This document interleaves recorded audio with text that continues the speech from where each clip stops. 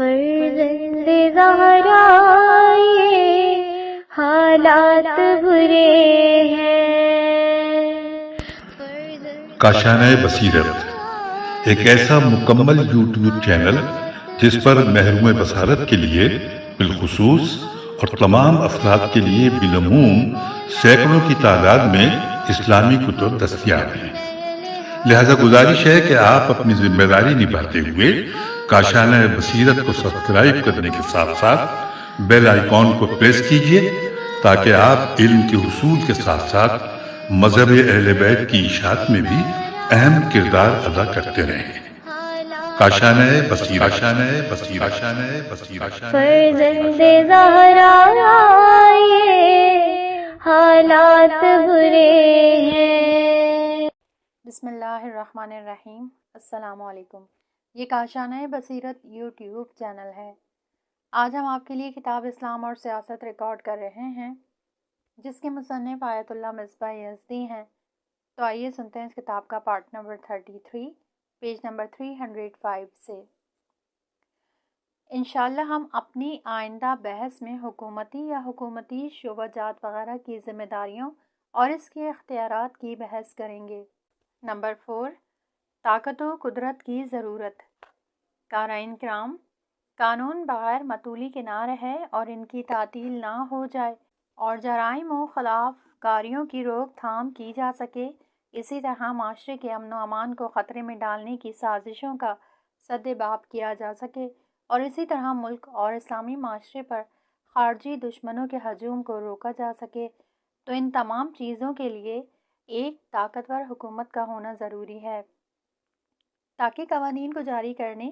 دیگر امور کی تشریح، عقائد اور اقتدار کی حفاظت کرنے، اسی طرح معاشرے کی اندرونی اور بیرونی امنیت کی حفاظت کرنے کی ذمہ داری کو نبھا سکے۔ اسی وجہ سے سیاسی فلسفے میں مفہوم قدرت کو ایک بنیادی مفہوم قرار دیا گیا ہے، یہاں تک کہ ان لوگوں کے نزدیک بھی جنہوں نے سیاست کو علم قدرت سے تعبیر کیا ہے۔ اب جب کہ حکومت اور قوہ مجریہ کا وجود ثابت ہو گیا اور یہ بھی بیان ہو گیا کہ حکومت کا صاحب اقتدار اور صاحب طاقت ہونا ضروری ہے، یہ سوال پیش آتا ہے کہ قدرت کا سرچشمہ کیا ہے اور کس بنیاد پر حکومت کے عہدہ دار قدرت اور اقتدار رکھتے ہوں تاکہ جرائم سے روک تھام اور قوانین کو نافذ کرنے کی ذمہ داری کو پورا کر سکیں۔ چنانچہ فلسفہ سیاست کے بارے میں بہت زیادہ فنی اور خاص بحثیں ہوئی ہیں، لیکن ہم اختصار کو مد نظر رکھتے ہوئے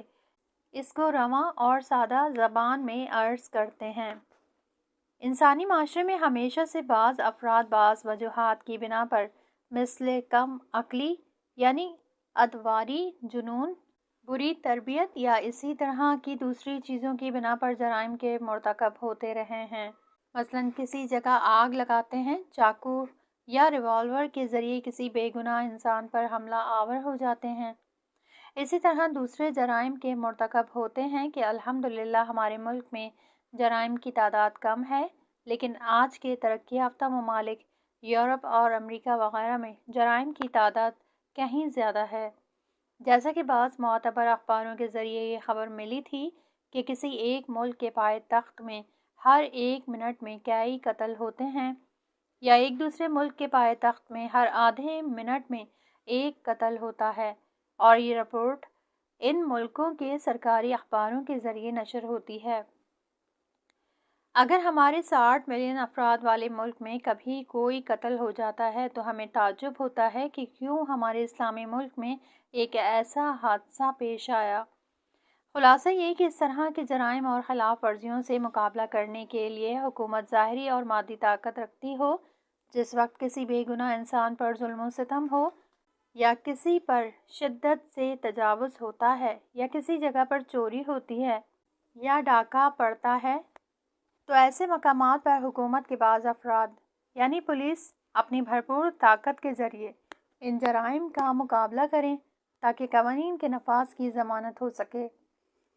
قارئین کرام، قوانین کو جاری کرنے اور ان کی ضمانت کے امکان کے لیے نیز مجرموں سے مقابلہ کرنے کے لیے پہلی شرط ظاہری، مادی اور جسمانی طاقت کا ہونا ضروری ہے۔ اگرچہ ٹیکنالوجی کے ترقی کے ساتھ ساتھ اسلحہ وغیرہ میں بھی ترقی ہوئی ہے، جن کی وجہ سے مجرموں کے ہاتھوں میں نئے نئے قسم کے اسلحے ہوتے ہیں۔ اسی طرح ادھر حکومت نے بھی مجرموں کو سزا دینے کے لیے الیکٹرانک مشینیں ایجاد کر لی ہیں، لیکن پھر بھی ان قوانین کو جاری کرنے والے کے لیے جسمانی طاقت سے بہرہ مند ہونا ضروری ہے۔ چنانچہ اسی ضرورت کے تحت تمام حکومتوں کے پاس، چاہے چھوٹی ہوں یا بڑی، ترقی یافتہ ہوں یا غیر ترقی یافتہ، تمام کی تمام ان جرائم اور ظلم و ستم سے مقابلہ نیز اندرونی امنیت کی برقراری کے لیے پولیس کا انتظام کرتی ہیں اور ان کو اپنے حساب و کتاب سے اسلحہ وغیرہ دیتی ہیں،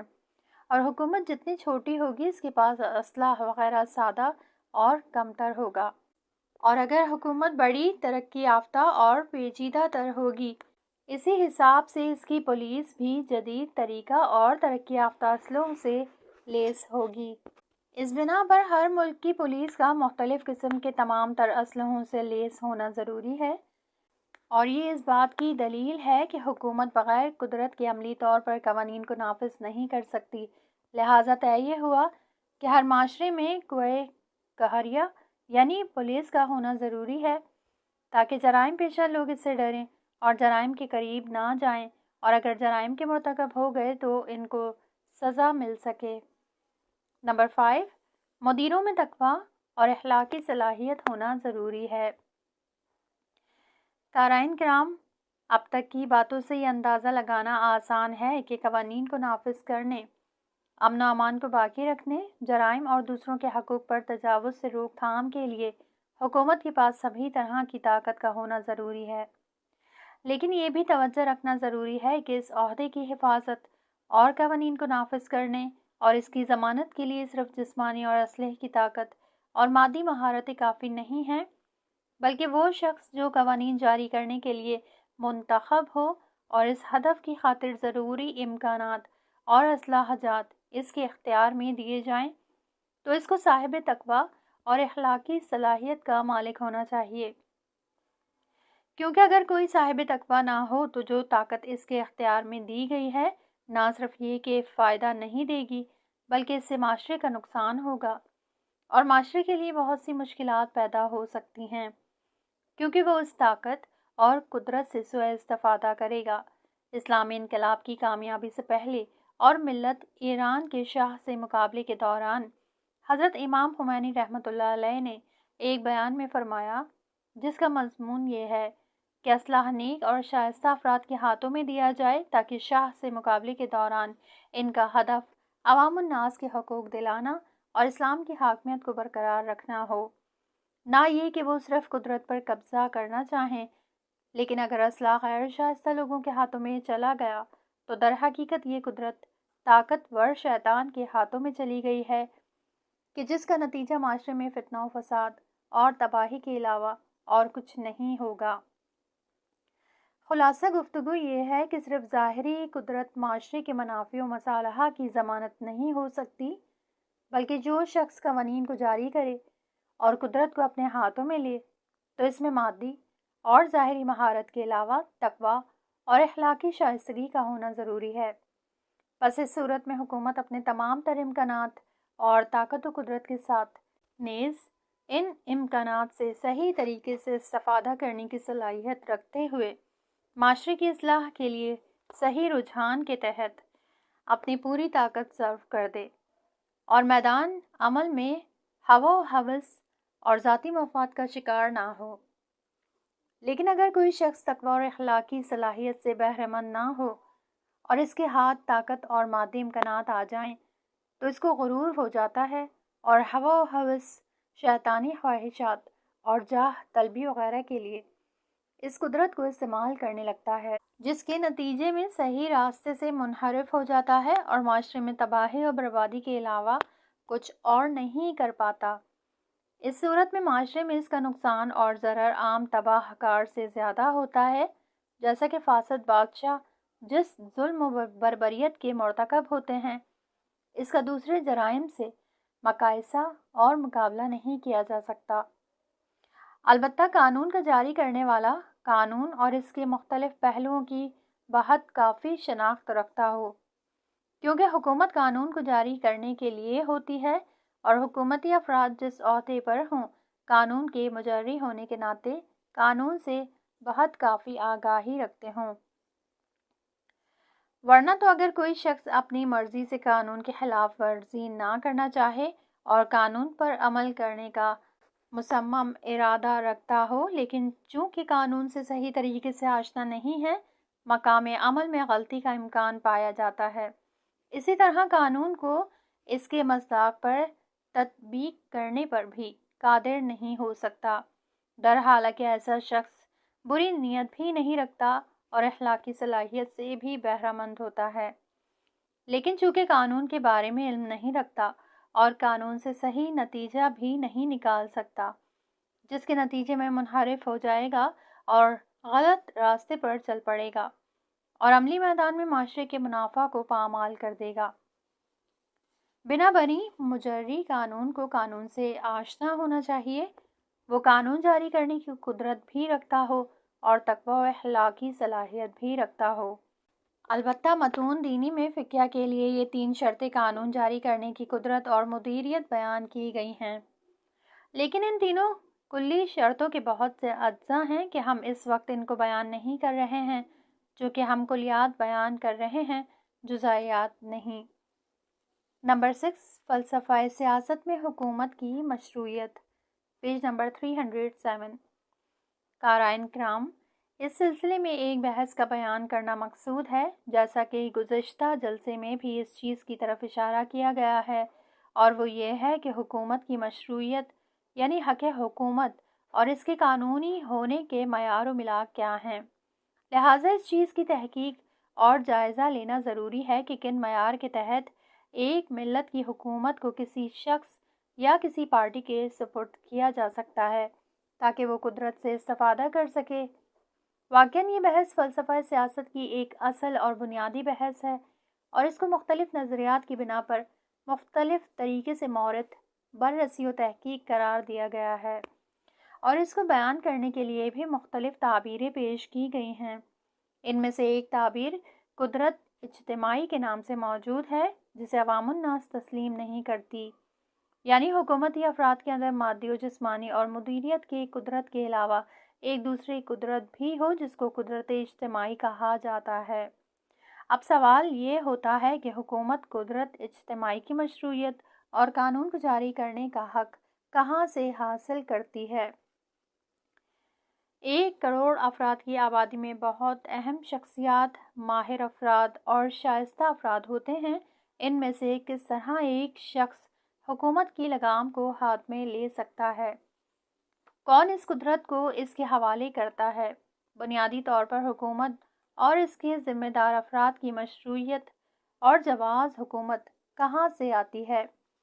اس سلسلے میں مختلف صاحب نظروں نے مختلف جوابات دیے ہیں، لیکن آج کی دنیا میں رائج اور متفق علیہ جواب یہ ہے کہ حکومت یا رئیس حکومت کو یہ طاقت عوام الناس دیتی ہے،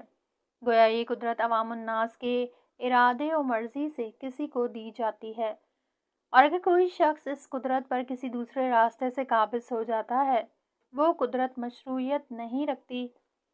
اس قدرت کو کسی شخص کے لیے اپنے آباء و اجداد سے عرض میں لینا ممکن نہیں ہے، جیسا کہ انقلاب سے پہلے شاہ کی حکومت کا یہ نظریہ تھا کہ قدرت اور حکومت میراثی ہے۔ مثلاً جب کوئی سلطان اس دنیا سے جائے تو اس کا بیٹا میراث کے عنوان سے اس پر قابض ہو جائے اور اس میں عوام الناس کا کوئی کردار نہ ہو۔ اگرچہ حکومت کا یہ طریقہ آج بھی بعض ملکوں میں رائج ہے، لیکن آج کی دنیا میں موجود کلچر اس سسٹم کو قبول نہیں کرتا اور یہ تھیوری عام لوگوں کی نظر میں قابل قبول نہیں ہے۔ اور ایسا نہیں ہے کہ اگر کوئی شخص عوام الناس پر حکومت کی بہترین صلاحیت رکھتا ہے تو اس کا بیٹا بھی وہی صلاحیت اور شائستگی رکھتا ہو۔ اس کے علاوہ وہ عوام الناس اس طریقہ کار کو اچھا نہیں سمجھتی، بلکہ اس کے خلاف دیکھنے میں آیا ہے اور بہت سے ایسے مورد دیکھے گئے ہیں جن میں میراثی حاکم سے بہتر اور مناسب افراد موجود ہوتے ہیں۔ قارئین کرام، چونکہ بادشاہت اور سلطنت کا سسٹم آج کے زمانے میں قابل قبول نہیں ہے اور اس کی مخالفت بھی ہوتی رہی ہے، کیونکہ بعض بادشاہی نظام میں اس طرح کی کوشش کی گئی ہے کہ بادشاہت برائے نام باقی رہ گئی اور بادشاہ سے قدرت چھن گئی ہے، اور جو شخص عوام الناس کا منتخب شدہ ہوتا ہے، مثلاً وزیر اعظم، یہ طاقت اس کے حوالے ہو جاتی ہے۔ در حقیقت ان ممالک میں صرف بادشاہت کا نام باقی ہے، جبکہ واقعی قدرت اس سے چھن چکی ہے۔ بس عام عقیدہ اور آج کل کے زمانے میں رائج ڈیموکریٹک نظام کے تحت جو شخص حکومت کرنے کی صلاحیت اور قوانین کو نافذ کرنے کی طاقت اپنے ہاتھ میں لیتا ہے، وہ عوام الناس کا منتخب شدہ ہو اور صرف عوام الناس کے ارادے اور مرضی کے ذریعے حکومت مشروعیت پیدا کرتی ہے۔ البتہ عوام الناس کا طریقہ انتخاب اور ان کے نظریات مختلف ہوتے ہیں، اور اس سلسلے میں مختلف نظریات پائے جاتے ہیں۔ مثلاً بعض ممالک میں صدر حکومت کو عوام الناس اپنی اکثریت سے براہ راست انتخاب کرتی ہے، جبکہ بعض ملکوں میں حکومت کے رئیس کو پارٹیاں اور پارلیمنٹ کے ممبران انتخاب کرتے ہیں۔ در حقیقت ممبر آف پارلیمنٹ عوام الناس اور رئیس حکومت کے درمیان واسطے کے کام کرتے ہیں۔ بہرحال جو شخص براہ راست یا بالواسطہ عوام الناس کی اکثریت سے انتخاب ہوتا ہے، اس کو حکومت اور قدرت مل جاتی ہے، اور اس کے بعد وہ اجرائے قانون کی سب اہم شخصیت اور معاشرے کی رہبری اور ہدایت کی باغ دوڑ اپنے ہاتھوں میں لے لیتا ہے۔ البتہ عوام الناس کی طرف حاکم کو حکومت دینا ایک ظاہری اور فزیکی چیزوں میں سے نہیں ہے کہ مثلاً عوام الناس اپنے پاس سے کوئی چیز نکال کر اس حاکم کو دیں یا اس کے جسم میں کوئی خارق العادہ طاقت ایجاد کریں، بلکہ یہ حکومت غیر مادی ہے جو عوام الناس کی موافقت سے حاکم کے لیے وجود میں آتی ہے۔ لہٰذا اسی قرارداد کے تحت یہ عہد کیا جاتا ہے کہ مثلاً 2 سال، 4 سال، 7 سال، یہاں تک کہ زندگی بھر کے لیے ان قوانین کے تحت جو آج کے زمانے میں مختلف ممالک میں رائج ہیں، ان کا حاکم مقرر ہو اور عوام الناس اپنے منتخب شدہ حاکم کے فرمان کے تحت باقی رہیں۔ اس فریضے کے مطابق حکومت اور قوانین کا مجری عوام الناس سے اپنی قدرت حاصل کرتا ہے، اور اگر عوام الناس کے موافق نہ ہو تو پھر وہ صحیح کام نہیں کر سکتا۔ اس نظریہ اور تھیوری کے لیے مختلف دلائل پائے جاتے ہیں، جن میں سے بعض فلسفی ہیں، بعض انسانی معرفت کے پہلو رکھتے ہیں، اور بعض صرف اعتباری ہوتے ہیں یا عینی اور خارجی تجربوں کی بنا پر قائم ہوتے ہیں۔ یعنی تجربہ اور مختلف حکومت کی شکلوں کے مشاہدے کے بعد اس قسم کی حکومت کو بہترین اور مفید ترین طریقہ قرار دیا گیا ہے۔ قرائن کرام، یہ بات قابل توجہ ہے کہ عوام الناس کی طرف منتخب شدہ شخص کو قدرت دینے کے طریقہ کار اور اس کی تحقیق و بررسی کے لیے ایک طولانی گفتگو درکار ہے کہ اگر خداوند نے توفیق دی تو اس سلسلے میں بعد میں بیان کریں گے انشاءاللہ، لیکن یہاں پر صرف مختصر طور پر عرض کرتے ہیں کہ مشروع حکومت تشکیل ہونے کے بعد عوام الناس کا حکومت کے قوانین کو قبول کرنا ضروری ہے اور اس کی فرما برداری اور اطاعت پر موافقت کریں۔ اس مطلب پر قبل اس کے دوسرے مکاتب اور مذاہب بیان کریں۔ اسلام نے بیان کرتے ہوئے قبول کیا ہے عوام الناس کی شرکت اور ان کی طرف سے عہدہ دار ان کا انتخاب کرنا، اور اس موضوع پر عام موافقت قدیم زمانے سے اسلامی معاشرے میں یہ تھیوری نہ صرف بیان ہوئی ہے بلکہ اس پر عمل بھی ہوا ہے، کیونکہ اگر کوئی میراثی یا طاقت کے بلبوتے پر دوسروں پر حاکم بن جائے تو نہ صرف یہ کہ عملی میدان میں اس کی شکست ہے بلکہ اسلام کی نظر میں بھی یہ طریقہ کار محکوم یعنی غیر مقبول ہے۔ لہٰذا دین اور اسلام نے اس پر صحیح کا نشان لگایا ہے کہ تمام لوگوں کی موافقت اور عام مقبولیت ہونا ضروری ہے، اس میں کوئی بحث نہیں ہے۔ لیکن یہاں پر یہ سوال پیش آتا ہے کہ کیا اسلام کی نظر صرف عوام الناس کا اس حکومت کو مشروعیت دینے میں قبول کر لینا کافی ہے، اور قانونی نقطہ نظر سے اسلامی حکومت میں جیسا کچھ ہوا ہے یا ہوگا عوام الناس کی موافقت کا نتیجہ ہے؟ بعض اخباروں اور کتابوں اور مقالات میں لکھا جاتا ہے کہ آج کی دنیا میں مقبولیت اور مشروعیت ایک ساتھ ہوتی ہیں، یعنی کسی حکومت کی مشروعیت کے لیے عوام الناس کی اکثریت کا ووٹ کافی ہے، یا دوسرے الفاظ میں یہ کہ مشروعیت مقبولیت کی وجہ سے حاصل ہوتی ہے۔ جب عوام الناس نے کسی کو قبول کر لیا اور اس کو ووٹ دے دیا تو اب منتخب شدہ شخص کی حکومت مشروع اور قانونی ہو جاتی ہے۔ قرائن کرام، یہ وہی ڈیموکریٹک نظریہ ہے جو آج کل کی دنیا میں عام مقبولیت رکھتا ہے۔ تو اب یہاں پر ایک سوال پیدا ہوتا ہے کہ اسلام بھی بالکل اسی نظریے کو قبول کرتا ہے۔ نمبر 7، حکومت کی مشروعیت کے سلسلے میں اسلامی نظریے کا لبرل معاشرے سے فرق، پیج نمبر 310۔ اب جبکہ ہم نے یہ قبول کر لیا کہ اسلامی نقطۂ نظر سے حاکم کے لیے ضروری ہے کہ عوام الناس اس کو قبول کرتی ہو، اور عوام الناس کی شرکت اور تعاون کے بغیر اسلامی حکومت قوانین کو جاری کرنے پر قادر نہیں ہو سکتی اور اسلامی احکام کو بھی جاری نہیں کر سکتی، تو سوال یہ ہے کہ اسلامی نظریے کے مطابق حکومت کے مشروع ہونے میں صرف عوام الناس کا ووٹ کافی ہے، اور قانون کے جاری کرنے والے افراد کی مشروعیت عوام الناس کے ووٹوں کے ذریعے مشروع ہو جاتی ہے، یا کوئی دوسری چیز بھی اس میں ضمیمہ ہونی چاہیے۔ دوسرے الفاظ میں یوں کہا جائے کہ عوام الناس کا مقبول کرنا حکومت کے قانونی اور مشروع ہونے کے لیے شرط لازم و کافی ہے، یا اس کے عینی طور پر محقق ہونے کے لیے یہ شرط لازمی ہے۔ جواب میں ہم یہ عرض کرتے ہیں کہ جو کچھ ولایت فقیہ کے سلسلے میں بیان ہوا ہے اور اسی وجہ سے یہ حکومت دوسری مختلف ڈیموکریٹک حکومت سے صاحب امتیاز بناتی ہے، وہ یہ ہے کہ کسی حکومت کی مشروعیت اور اس کا قانونی ہونا اسلام کی نظر میں صرف عوام الناس کی رائے نہیں ہے، بلکہ عوام الناس کی رائے گویا ایک بدن کی طرح ہے، اور اس میں مشروعیت کی روح اذن الہی ہے،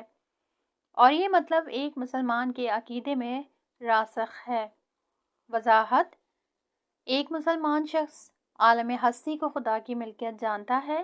اور یہ عقیدہ رکھتا ہے کہ تمام افراد خداوند عالم کے بندے اور غلام ہیں، نیز اس سلسلے میں افراد کے درمیان کوئی فرق نہیں ہے، خدا کی بندگی میں سب برابر ہیں، جیسا کہ حضرت رسول اکرم صلی اللہ علیہ وآلہ وسلم کا ارشاد ہے۔ مومنین آپس میں کنگھے کے دانتوں کی طرح ہیں اور سب کے حقوق مساوی اور برابر ہیں۔ بحر الانوار جیم سواد 49۔ بس معلوم یہ ہوا کہ سب انسان خدا کے بندے ہیں اور سب برابر ہیں، نیز اس سلسلے میں کوئی صاحب امتیاز نہیں ہے، اسی طرح سب انسانیت میں مساوی ہیں اور کسی ایک کو دوسرے پر کوئی امتیاز نہیں ہے۔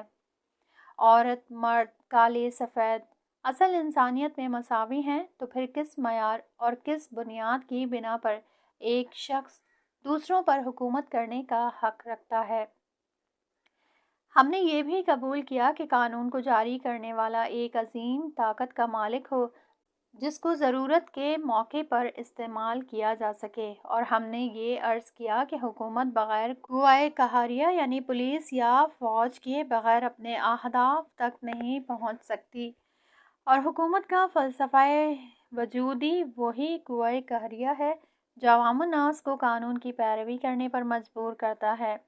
اب اگر قوائے قہریہ نہ ہو اور حکومت فقط وعظ و نصیحت کے ذریعے عوام الناس کو قانون پر عمل کرانے پر قادر ہوتی تو پھر قوائے قہریہ کی کوئی ضرورت نہ ہوتی، اور اس کام کے لیے علماء اور اخلاقی معلمین کافی ہوتے۔ بس ثابت ہوا کہ قوائے مجریہ کا فلسفہ وجودی یہ ہے